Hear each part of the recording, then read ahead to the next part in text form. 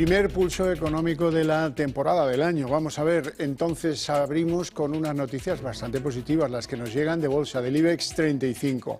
Hoy ha cerrado la sesión en 0,44% arriba, 10.209 el índice general que recupera los 10.200 con algunos valores que han destacado por su evolución positiva. Es el caso de SACIR, que hoy recupera 2,42. Es el caso de Unicaja, 1,52 arriba, y es el caso de Mapfre, que hoy sube 1,30.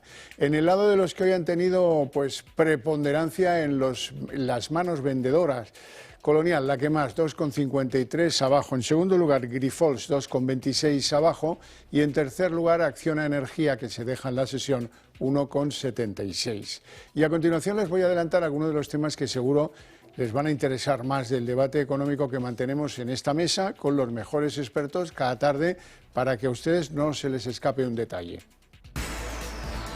Bueno, y en ese debate de temas económicos tenemos que hablar de algunas malas noticias, porque si es verdad que las exportaciones alemanas no dan malos datos, parece que empiezan a recuperarse, las ventas minoristas confirman los peores augurios para el Producto Interior Bruto de la eurozona. La caída intermensual es de un 0,3%, eso es lo que toca, como digo, a las ventas minoristas. Y hablaremos de Repsol porque, bueno, Repsol ha tenido hoy un comportamiento, al final no ha sido de los muy bajistas, pero, en fin, se encuentra entre los peores durante la jornada.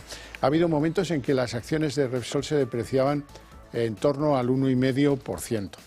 Les presento ya a nuestros invitados de esta tarde. Don Juan Iranzo, catedrático de Economía Aplicada y director de Armadata. Feliz año, bienvenido. Buenas noches y mis mejores deseos a todos nuestros televidentes en este difícil año 2024 que estamos comenzando. Ya iremos viendo, ¿verdad? Que iremos siguiendo. Sí, ya iremos viendo los escollos. Don Miguel Ángel Cicúendez, vicepresidente de SEAFI y consejero de Eurohispano Opciones SICAP. Feliz año. Feliz año. Buenas tardes, noches. Buenas tardes, noche. Encantado de estar otra vez aquí y empezar el curso con usted y con don Juan. Bueno, vamos a ver, el IBEX hoy atascado hasta finales de la sesión. Al final, pues un impulso hace que haya cerrado en verde con un 0,44 de avance. Eso y algunas claves bursátiles de la semana de las importantes. Sí, efectivamente, tenemos esta semana, pues vamos a conocer la inflación de Estados Unidos y hoy, bueno, pues seguimos estando en una zona de posible cierto techo, donde hay que decidir si se está más en renta fija que en renta variable. Yo personalmente llevo diciendo desde el último programa que la renta fija era donde había que estar principalmente, hombre, dependiendo del perfil de cada televidente, pero a mí me gusta la renta fija bastante este año porque veo riesgos en la renta variable. Estamos aquí en una zona de techo de cierto rango y hoy el mercado efectivamente se ha dado la vuelta porque Apple, que estaba cayendo en un primer momento, se ha girado al alza y luego, bueno, con la caída que hemos visto en el petróleo, pues todo esto ha ayudado. Pues efectivamente, yo creo que hubo un momento de incertidumbre porque los datos de empleo en Estados Unidos han sido muy buenos. De hecho, se han creado 216.000 empleos en el mes de diciembre, es verdad que es la campaña de Navidad, pero la tasa de paro se ha situado en el 3,7%, es decir, paro friccional, no existe paro. ¿Y eso por qué se considera en la bolsa una mala noticia? Porque probablemente podría generar una inflación de costes si no va acompañado de un aumento de la productividad y, por tanto, podría limitar o retrasar la bajada de los tipos de interés. Esa es la explicación, porque que una buena noticia sea mala noticia hay que explicarlo el porqué. Yo creo que efectivamente es una buena noticia, pone de manifiesto que en Estados Unidos se está produciendo un aterrizaje suave, pero no va a repuntar, espero, significativamente la inflación. Por tanto, yo sí que creo que la Reserva Federal este año nos va a regalar una bajada, cuando menos, de 3/4 de punto, de 75 puntos básicos, y yo me atrevería a decir que hasta 125 si la inflación se mantiene moderada. Y esa es una buena noticia para las bolsas. Y además, en el caso de España, pues hemos tenido algunos resultados empresariales favorables, a pesar de los impuestos que establece el Gobierno. Me ha emocionado usted cuando ha hablado de paro friccional. Eso solo existe en los libros de economía, y en Estados Unidos. No sé si aún ahora, y en Estados Unidos, efectivamente. En España eso es una tontería, vamos, no es una tontería lo que dice nuestro amigo Iranzo, sino que no se habla de paro friccional, porque el paro friccional es lo que tarda una persona en cambiar de empleo. Eso es. En un sitio donde hay una demanda de empleo superior a la oferta. Claro. Cosa que también ocurre en España. Lo que sucede es que en España hay incentivos para no trabajar, subsidios, etcétera, que en Estados Unidos durante un tiempo se introdujeron como consecuencia del COVID y también se desajustó el mercado laboral. Por tanto, el paro friccional es simplemente la estancia un par de días en el paro como consecuencia del cambio de trabajo. Nada más. Sí, o más, pero vamos, o más, que se mide y se calcula, ¿verdad? Sí, señor. Sí, señor. Bueno, qué cosas tienen algunos países. Iranzo, acabada la tregua vacacional, todos los analistas se han tenido que mojar en el día de hoy o lo harán en el día de mañana a propósito de hacia cómo hay que posicionarse en el IBEX. Algunos creen que el IBEX se va a revalorizar y otros creen que va a haber ajuste de las perspectivas. Sí, efectivamente. En general, sí que la gran disyuntiva es si apostar por la renta variable o la renta fija. Yo creo que soy una persona prudente, que lo que hay es que diversificar las carteras, como hace muy bien don Miguel Ángel. Y fijándonos en el IBEX, ¿cuál es el factor que puede favorecer la bajada de tipos de interés? Que en cambio eso penalizaría en el futuro a la inversión en renta fija. Y que también hay perspectivas de buenos resultados empresariales.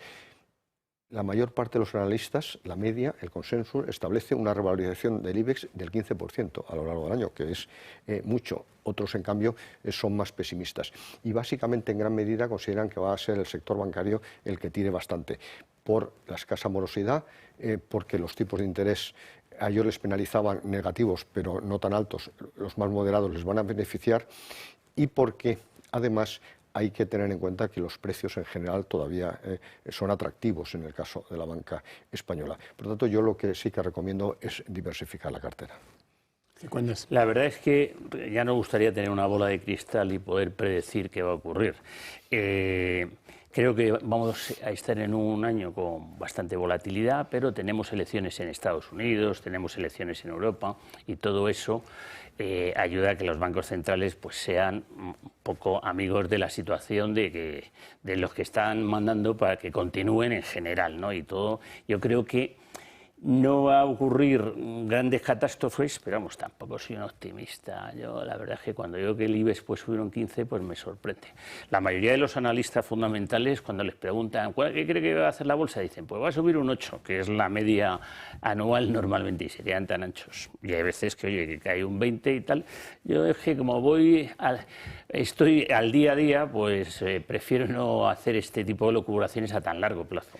También es verdad que apuestan bastante por los small caps, o sea, hay que atender empresas que no han tenido grandes subidas a lo largo del año 2023, que no son las principales empresas, pero que tienen un potencial de crecimiento significativo. Por tanto, yo sí que les recomiendo que utilicen analistas especializados, en definitiva profesionales como don Miguel Ángel, para que les siga su cartera y siga esas small caps. Vamos al escenario internacional. Da la sensación de que la economía europea será más resistente que la norteamericana, aunque eso no lo confirma nadie, es una sensación. Hay una sensación de que el dólar se va a debilitar y de que los inversores van a exigir una prima por la deuda a largo plazo. ¿Están ustedes de acuerdo en esos tres principios básicos para este año 24? Pues en primer lugar, el punto de partida es que Estados Unidos sigue creciendo significativamente y Europa está estancado. Por tanto, el punto de partida es desfavorable para Europa.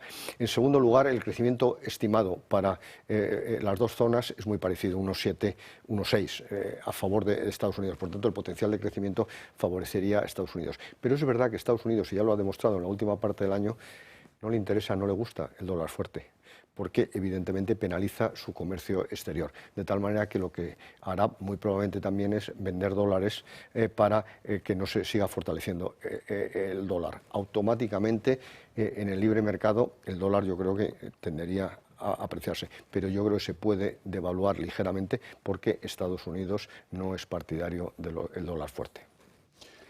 Pues es la circunstancia de, digo, como complemento a lo que ha dicho Juan, de que el euro y el dólar están más bien bajistas. Entonces, pero claro, como aquí nosotros lo que más miramos es el euro-dólar, pues depende del que esté más bajo. Yo apuesto a que el dólar se va a devaluar posiblemente un poquito más. Por eso yo veo que hay ciertas oportunidades. Hoy analizaba los valores del Latibes, donde se pondera las divisas locales, es decir, el real y el real brasileño y el peso mexicano. Bueno, vamos con algunos datos de la economía europea. Hoy, por cierto, ha caído la primer ministro francesa, ha presentado su dimisión, una crisis más del gobierno de Macron, el presidente de la República, Macron, pero Europa no da señales de levantar cabeza. Hay algún dato bueno de exportaciones alemanas, no para echar cohetes, pero las ventas minoristas confirman los peores augurios para el crecimiento del Producto Interior Bruto en la eurozona. Pues efectivamente, se produce una desaceleración de la caída en Alemania, porque no olvidemos que muy probablemente, todavía no tenemos datos definitivos, pero ha terminado el año 2023 en recesión. Y además con un crecimiento para el conjunto del año negativo, probablemente del 0,6%, en gran medida lastrado desde el punto de vista de la oferta por el sector industrial, mucho por el automóvil, que es un sector muy importante en Alemania y que está siendo claramente penalizado, y luego también muy penalizado por las exportaciones, porque en el caso de Alemania los crecimientos nunca se han producido por una demanda interna muy dinámica, sino por su competitividad exterior, por sus exportaciones de alto valor añadido, porque en este caso además Alemania exportaba productos intensivos en valor, diferenciado de producto, calidad, etcétera, no en precio. Por tanto, ese era su activo. Eso se moderó enormemente, sobre todo por el sector del automóvil. Ahora parece que se recupera levemente, porque también hay que tener en cuenta que el comercio internacional se ha moderado, pero es muy grave que en plena campaña de Navidad, aunque parece que ha caído menos, se haya producido una caída de la demanda interna, sobre todo de consumo, que es básicamente la que tira el crecimiento. Sí. Las ventas minoristas no remontan. No, como no remontan, pues a mí me cuesta creer que el DAX vaya a romper al alza, y la resistencia que tiene muy relevante y que está ahí, la ha tocado hace poco. Entonces esa es la razón de que yo pues ahora mismo tenga esa perspectiva de decir, oye, me ando con mucho cuidado, y comprar aquí en zona de máximos, pues joder, cuidadín, no creo que sea el momento de hacerlo. Bueno, pues vamos con algún nombre propio, por ejemplo, uno que llama mucho la atención, Repsol, que no está en su mejor momento, con unos comportamientos que en algunos momentos han representado una pérdida, una depreciación de hasta el 1,5% de su acción. Bueno, pues efectivamente, aunque Repsol ha diversificado su actividad y ya no está centrada exclusivamente en los hidrocarburos, también tiene electricidad a través de renovables, sobre todo, etcétera, pero sigue siendo una petrolera, de tal manera que se ve muy afectada por la evolución del precio del petróleo y por las expectativas.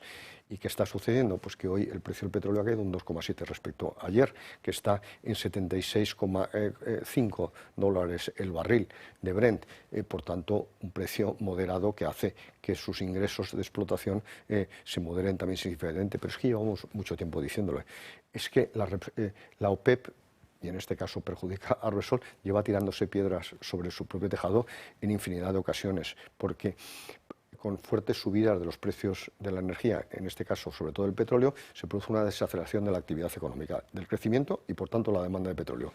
Y la oferta se mantiene rígida porque funciona bastante bien la cartelización cuando los precios suben, pero no cuando bajan, porque los países lo que quieren al final es tener una cantidad significativa de divisas, y por tanto los precios bajan. Bueno, pues yo creo que el precio del barril en los próximos meses va a estar entre 75 y $80 máximo, y eso penaliza a las petroleras, lógicamente. Repsol, ¿cómo lo ves? Bueno, pues la verdad es que nosotros estamos fuera de Repsol y estoy viendo a ver cuándo es el momento, que posiblemente no esté para comprar, posiblemente no esté muy lejano. Si vemos que cuando se acerca el Brent sobre estos entornos del 75-80 que está ahora mismo en tiempo real, ahí rebota, posiblemente si esto lo rompiera podría haber una buena oportunidad de entrar en Repsol. Bueno, vamos con el sector inmobiliario, porque ha habido momentos durante la sesión del IBEX en el que parecía que nos estábamos asomando a una especie de abismo inmobiliario. Bajaban fuertemente Colonial y Merlin Properties, luego Merlin Properties se ha ido corrigiendo, pero en cualquier caso ahí están las dos grandes inmobiliarias del IBEX sufriendo porque las ventas pues las tienen atenazadas. Pues efectivamente, a pesar de la bajada de los tipos de interés. Lo que hay que poner de manifiesto también, insistir, porque ya está bajando el Euribor, por tanto ya incluso las hipotecas y las condiciones hipotecarias están mejorando. El acceso a la vivienda, por tanto, es mejor. Es verdad que hay dudas en cuanto a la evolución del empleo y ese es el factor determinante para comprar una vivienda propia. Pero dicho lo cual, el segmento prime sigue creciendo espectacularmente, tanto en demanda como en precio, que está muy vinculado, porque es un producto escaso. Sin embargo, sobre todo la vivienda para alquiler ha sido claramente penalizada, que son a las que nos estamos refiriendo básicamente de las OCIMIS, por la ley de vivienda, que además nos amenaza nuevamente el Gobierno con endurecerlo. ¿Cuál era el objetivo supuestamente del Gobierno? Porque yo no sé cuál es el objetivo real. Era favorecer a aquellas personas con mayor necesidad de vivienda y menor poder adquisitivo, que pudieran acceder fácilmente a una vivienda de alquiler. Y para eso que hicieron, penalizar absolutamente al propietario de la vivienda. Resultado, ha caído un 35%, que se dice pronto, a lo largo del año 2023, la oferta de viviendas de alquiler a las que se dedican básicamente estas empresas. Y la escasez que ha generado, que los nuevos alquileres han disparado. Por tanto, se ha producido justo lo contrario a lo buscado. Una vez más, el intervencionismo es absolutamente perverso. Y eso está penalizando a aquellas empresas, en este caso SOCIMIS, que básicamente se dedican a parque de alquiler de viviendas. Miguel Ángel, ¿cómo ves estas SOCIMIS en bolsa? Bueno, pues y Colonial. vamos a ver, las dos han tenido una subida espectacular en el último trimestre, vamos, desde el mes de octubre, donde hicieron mínimos, han subido muchísimo y entonces ahora están corrigiendo. Entonces yo no estaría tan asustado. Cierto es que no, yo estoy fuera ahora mismo de las dos y estoy esperando a comprarlas. Estoy esperando a comprar bastantes cosas, pero cuando se pongan a tiro y sin estar nada nervioso, relajadito y esperando ver cuándo es el momento. Y Colonial en concreto, Colonial, nos salimos de Colonial porque pensábamos que había subido ya bastante viniendo de donde venía y teníamos beneficios y ahora estamos esperando a comprar un poquito, bueno, vamos a dejarla caer, a ver qué pasa. Bueno, los bancos que siguen siendo los protagonistas del IBEX, esta vez, pues, ¿quién más? Pues Unicaja, pero durante el día Sabadell, CaixaBank, Bankinter han tenido posiciones preeminentes interesantes que han sostenido el índice de todas. Si estamos hablando de 10.209, es gracias al papel de los bancos. Pues efectivamente, pero también hay que tener en cuenta que partimos el año 23, es decir, comenzamos el pasado año con unos precios bajísimos. Y es verdad que hemos vivido revalorizaciones importantes, más del 50%, por ejemplo, en el Sabadell y sobre todo en el BBVA. Pero dicho lo cual, todavía los precios son atractivos. Y además hay que tener en cuenta lo que decíamos antes, que van a bajar algo los tipos de interés y eso para el resultado bancario es más positivo, porque no penaliza la morosidad, sino al contrario.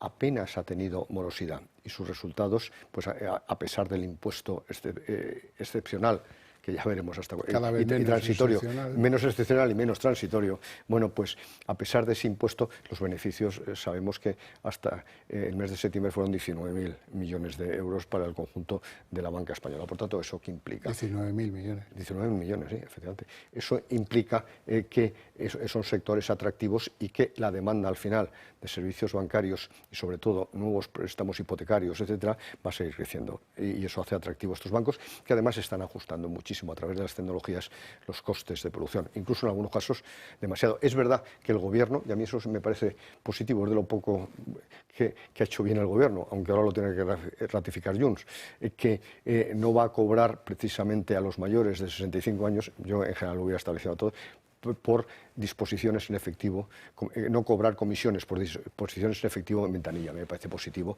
porque hay mucha gente que es incapaz de dirigirse a una máquina para que te dé el dinero. Un chulapo le diría aquí, solo faltaría, porque se están sacando de su cuenta dinero que es suyo, ¿no? Eso es, pero hasta ahora se cobra. En fin, los bancos, si cuentes. Yo creo que en los bancos pudieran tener algo de recorrido, algunos en concreto, pero que hay que estar muy, muy encima. Entonces, el asesor que tenga cada uno de los televidentes y que esté en bancos, que esté muy vigilante, porque es que han subido mucho. Ya sé que veníamos de una zona compleja, pero oye, hay que romper el 4, estaba viendo ahora mismo en Santander, ¿no? Y eso va a costar. Por cierto, este es nuestro primer programa y de la tan mencionada Nadia Calviño todavía no ha salido ¿Cómo que no ha salido? No, que no ha salido en este primer programa. Bueno, hombre, ya no. Eso ya pasó. Hombre, ya está en el cielo prácticamente. En el buen sentido de la palabra. No hay que mencionar el según qué casas a según qué personas. Vamos con los vehículos, que sé que es un tema que preocupa muchísimo a don Juan Iranzo. La venta de vehículos en el año 2023 ha tenido un alza considerable, 16,7% más. ¿Hasta dónde hemos llegado en un año? 949.359 coches, pero esos son datos de ANFAC.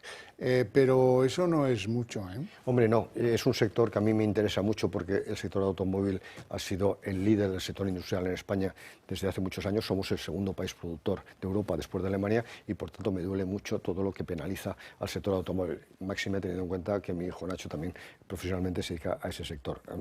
Y en este sentido sí que hay que tener en cuenta que efectivamente ha crecido mucho respecto al año anterior porque había sido bajo, pero hay que tener en cuenta que significa en concreto esos 949.359 vehículos de motor vendidos a lo largo del año, una caída del 39,2% respecto al pico de ventas que se produjo en el año 2018, no en el año 2019. Fíjate, está ya muy lejano, ¿eh? Efectivamente, con 1.321.000. ¿Y desde entonces qué ha pasado?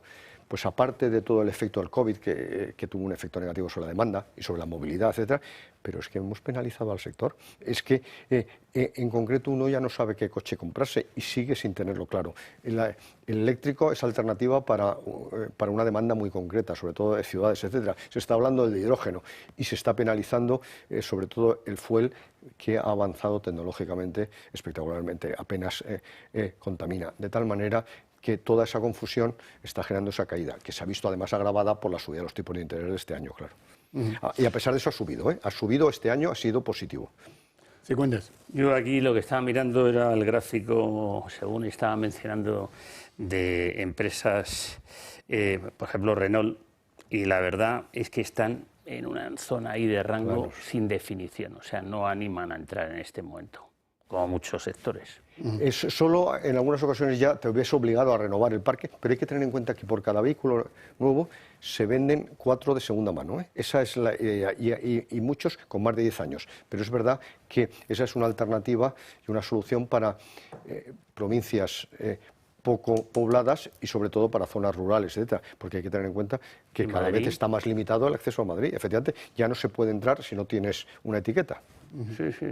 Bueno, precisamente de vehículos eléctricos les voy a hablar ahora, porque el endeudadísimo gigante inmobiliario chino Evergrande también tenía una filial de vehículos eléctricos. Se trataba, pues como todos, de aprovecharse del giro este verde de la automoción. Y hoy China ha anunciado la detención de su director ejecutivo y vicepresidente de esa filial del grupo Evergrande, que es uno de los mayores en China.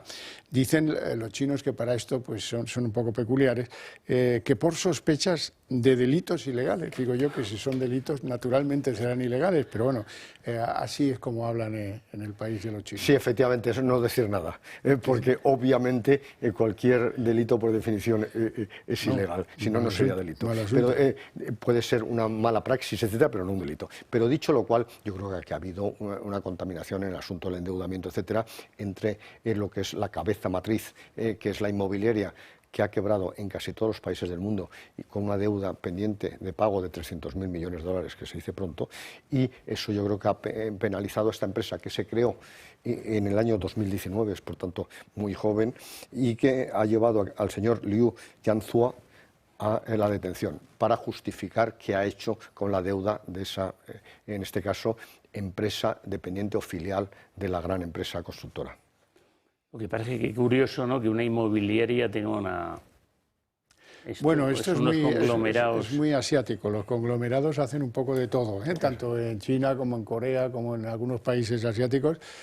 Pues tú puedes especializarte en máquinas de tren, pero a la vez hacer pianos o motos o cualquier cosa. De hecho, efectivamente, Yamaha es el ejemplo. Lo preocupante es la situación de la bolsa china, que no termina de levantar cabeza. Bueno, y a ver si este año la levanta. Tiene otras inmobiliarias también, al parecer, contaminadas por esta crisis o por la misma crisis como fenómeno, ¿no? Como fenómeno de burbuja burbuja inmobiliaria. Sí, sí, claro, sí, es sí. que se habla de una crisis de 4,5 billones de dólares en el sector inmobiliario, que representa o ha representado el 20% del PIB chino, porque ha habido grandísimas inversiones. Esto Y podía ha ser un ocurrido algo problema. parecido a lo que sucedió en España, justo, lo iba a decir usted, eso es. hasta el año 2007, justamente, que el sector de la construcción llegó a representar el 30% del PIB, cuando lo normal es que represente el 8 o 9%.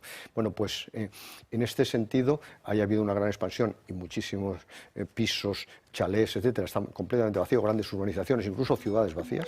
Sin ocupas. Sin ocupas. Allí sí que no hay ocupas. Allí no hay ocupas. Y luego, por otro lado, ha penalizado el fuerte endeudamiento. Claro.